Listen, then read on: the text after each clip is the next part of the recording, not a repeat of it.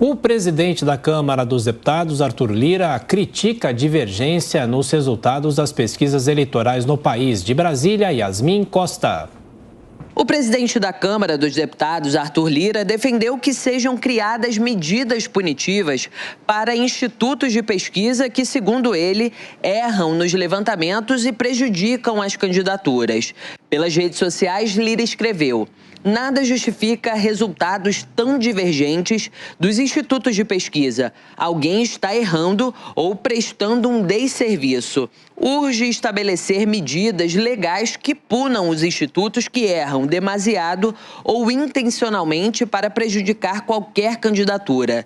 Lira ainda completou: não podemos permitir que haja manipulações de resultados em pesquisas eleitorais. Isso fere a democracia. Lira não citou nenhum instituto, mas logo após as primeiras publicações, voltou às redes sociais para dizer: não acusei nenhum instituto de manipular pesquisas. Apenas como milhares de brasileiros, não entendo tanta divergência de números. Devemos agir dentro da legalidade para evitar manipulações.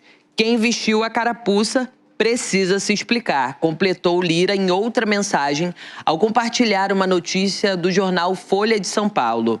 Aliados do candidato do Partido dos Trabalhadores na corrida presidencial criticaram Lira. O deputado Henrique Fontana disse em uma publicação que, no desespero de salvar a candidatura derrotada do seu candidato, Arthur Lira não deve negar os institutos sérios de pesquisa e a voz do povo, que aponta Lula como o único candidato capaz de resolver os problemas que Bolsonaro causou no Brasil. Há pouco mais de uma semana, para o primeiro turno das eleições, as falas de Lira confirmam um posicionamento recorrente entre os aliados do presidente Jair Bolsonaro, que questionam os resultados das pesquisas de intenção de voto e falam em data povo como o principal parâmetro para medir o desejo do eleitorado. As pesquisas eleitorais mostram o ex-presidente Luiz Inácio Lula da Silva à frente de Jair Bolsonaro. A diferença entre os dois, porém, varia entre os vários institutos.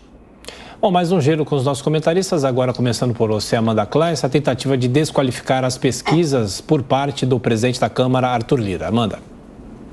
Acho que você já resumiu, Thiago, é exatamente isso, uma tática de campanha eleitoral, tentativa de desqualificar o mensageiro, desqualificar as pesquisas que usam uma metodologia técnica, científica. O datapovo é a nova cloroquina dos bolsonaristas, são as novas urnas eletrônicas dos bolsonaristas, é isso que precisa ficar entendido. Como o presidente está atrás nas pesquisas, eles adotaram diferentes métodos. Primeiro, tentaram desqualificar e atacar as urnas eletrônicas, questionar a sua legitimidade, a sua credibilidade. O ápice foi aquela reunião com os embaixadores. Depois disso, houve uma corrente, uma contraofensiva, uma reação muito forte da sociedade civil, da sociedade democrática. Abandonaram um pouco esse discurso, deixaram de lado, até porque as Forças Armadas conseguiram aos poucos se aproximar de Alexandre de Moraes, que é o atual presidente do TSE, conseguiram ali, provavelmente vão conseguir que algumas iniciativas propostas das Forças Armadas sejam adotadas. Deixaram essa tática um pouco de lado. Agora, como vem que o presidente Bolsonaro cresceu um pouco nas pesquisas, mas depois estacionou de novo, resolveram atacar todos os institutos de pesquisa. E olha que não é um, não são dois, não são três. São vários institutos de credibilidade, tradição, financiados por diferentes atores da sociedade que publicam os mesmos resultados, mostram as mesmas tendências. Pode ter uma oscilação aqui, outra ali, sempre dentro da margem de erro, mas eles indicam para a mesma direção e é isso que é importante.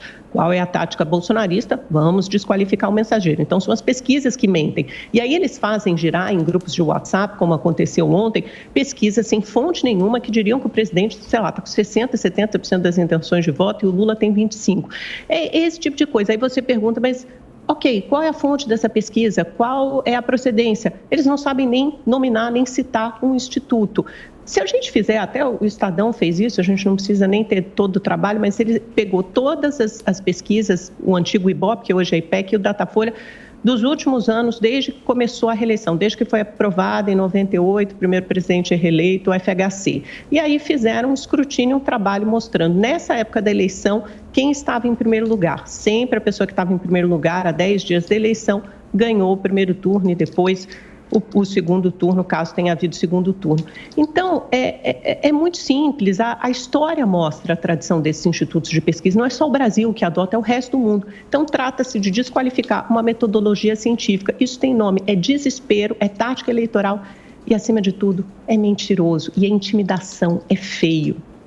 Agora são 7h28. Repita. 7h28. Voltamos à nossa transmissão do Jornal da Manhã para a nossa rede de rádios que estava acompanhando a propaganda política obrigatória. Estamos discutindo com os nossos comentaristas, Amanda Klein e Roberto Mota, sobre as eleições, sobre os institutos de pesquisa, depois de uma crítica feita pelo presidente da Câmara, deputado Arthur Lira, na tentativa de amenizar o impacto das pesquisas eleitorais na corrida presidencial. Agora, a sua opinião, Roberto Mota.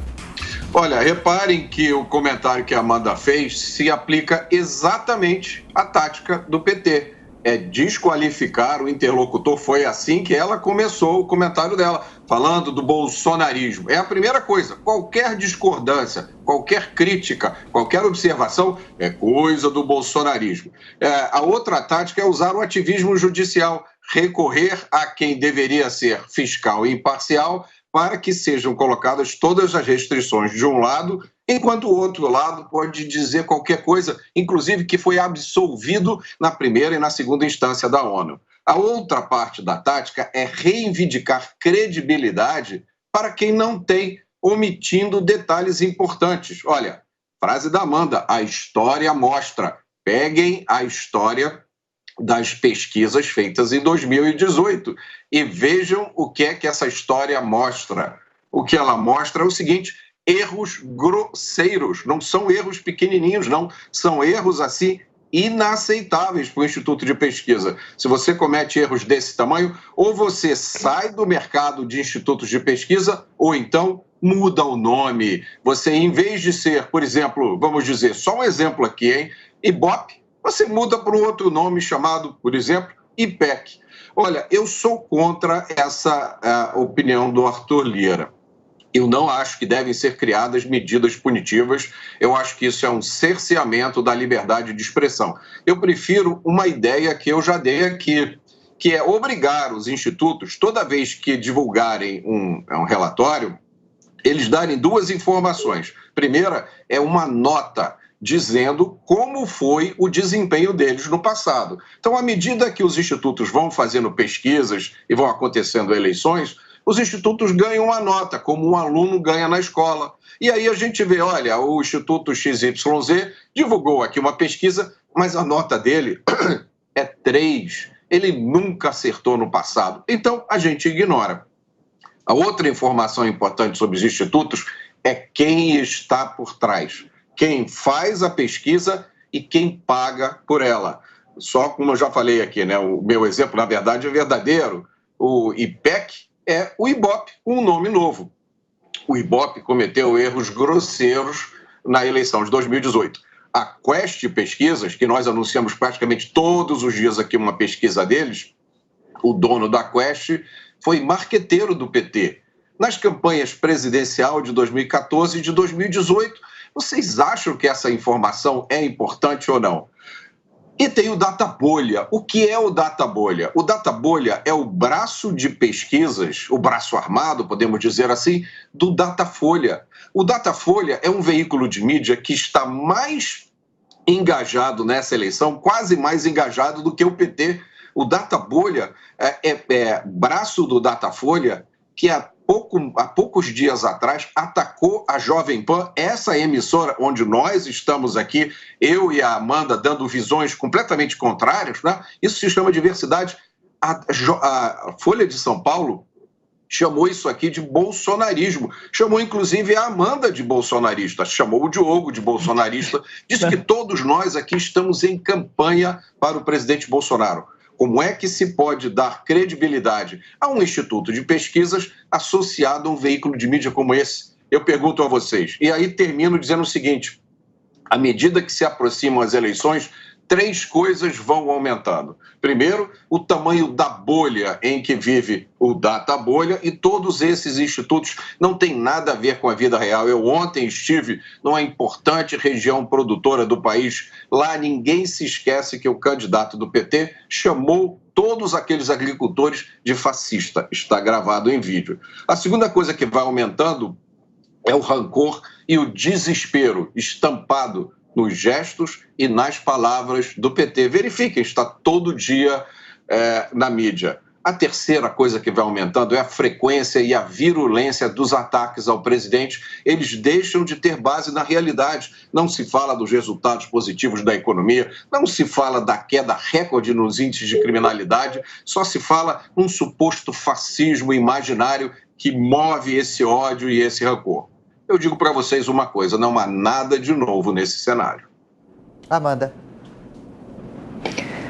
Mota, eu acho interessante porque você fala que o Datafolha e o Ibope cometeram inúmeros erros em 2018, mas você não cita um exemplo. Então, eu gostaria de exemplos concretos, objetivos, e é preciso que a gente deixe claro, o que o telespectador ou ouvinte precisa entender é o seguinte: pesquisa de intenção de voto não é previsão, não é prognóstico, senão a gente não precisaria as urnas no dia 2 de outubro, que está no dia 30 de outubro. A gente simplesmente faria uma pesquisa e aquilo seria o resultado da eleição. Então, intenção de voto não é previsão de futuro. Intenção de voto é retrato do momento. E quando você pega a pesquisa, o filme da pesquisa, as várias semanas em que aquele levantamento é feito, você consegue apontar uma tendência. Aquele candidato começa a subir, o outro começa a descer. É isso que a pesquisa retrata. E essas pesquisas, você esquece de falar que os bolsonaristas, ao descredibilizarem os levantamentos, mas justamente o gasto com pesquisa é o terceiro maior da campanha do Bolsonaro. Então, ou bem ele acredita nesses levantamentos ou não. E os levantamentos que ele contrata provavelmente são os mesmos levantamentos que publicam pesquisas públicas. E essas pesquisas não são feitas somente por veículos de mídia que têm, sim, muita tradição, credibilidade, sempre acertaram. Datafolha de 2018, o Ibope, ou então o Ibope de 2018, apontaram os resultados tanto do primeiro quanto do segundo turno. No primeiro turno, Bolsonaro em primeiro lugar, depois a véspera, no sábado anterior à eleição, também exatamente os 10 pontos de diferença entre Bolsonaro e Haddad, que as urnas confirmaram no segundo turno. Além desses institutos financiados cujos veículos de comunicação são donos, hoje você também tem muitos desses institutos financiados por bancos. Agora você vai acusar banco de ser comunista, porque você diz que PT é comunista, então banco no Brasil é comunista, fica um pouco divergente. E ainda há outros institutos financiados por outros atores da sociedade. Quem vive em bolha, provavelmente somos nós, cada um vive na sua bolha. Quando você procura um viés de confirmação na sua rede social, no seu grupo familiar ou na sua classe social, você precisa entender que aquilo se trata de uma bolha. O que os institutos de pesquisa fazem através de um método científico é justamente romper essa bolha. Por quê? Porque ele vai lá aos grotões do país, porque ele vai entrevistar exatamente, refletindo uma amostra da população, os gêneros, 53% de mulheres, o restante de homens. Ele vai entrevistar as pessoas de diferentes escolaridades, diferentes cidades, de diferentes faixas de renda, em regiões metropolitanas, no interior do país, em grandes cidades, em pequenas cidades, em médias cidades. E é assim que você consegue ter uma aferição da diversidade do país e romper a bolha. Ninguém faz isso. A rede social não faz isso, porque ela só confirma a bolha. Quando você vai a um evento do agronegócio, você também não faz isso, porque você foi a um lugar que é grande apoiador do presidente Bolsonaro, então você não está rompendo a sua bolha. Quem faz isso são os institutos de pesquisa. Eles sempre acertaram. De novo, eu falo para o telespectador, para o ouvinte, se você abrir o Estado de São Paulo hoje, tem aí um compilado há 10 dias da eleição, como o que mostravam Ibope e Datafolha. E você vai perceber que o primeiro colocado nessa época, nessa fase, invariavelmente foi a pessoa que ganhou a eleição. Conclui, Bom, só para responder aqui, a pergunta que a Amanda fez, eu estou aqui na minha frente com a matéria da Veja de outubro de 2018. A manchete é: Bolsonaro perde de Haddad por 45% a 39% no segundo turno, diz Datafolha. Está aqui. De quando? De 10 de outubro de 2018. E depois nos outros levantamentos? Não, você pediu um exemplo, eu estou te dando exemplo, Amanda. Respondida a sua pergunta. Não, é porque você fala que as pesquisas sempre erraram. A única pesquisa em que o Datafolha mostrou na previsão do segundo turno o Haddad à frente do Bolsonaro foi uma pesquisa na véspera do primeiro turno. E depois todos os outros levantamentos subsequentes sempre apontaram o Bolsonaro levando a vitória. Inclusive a pesquisa da véspera, a pesquisa das semanas anteriores.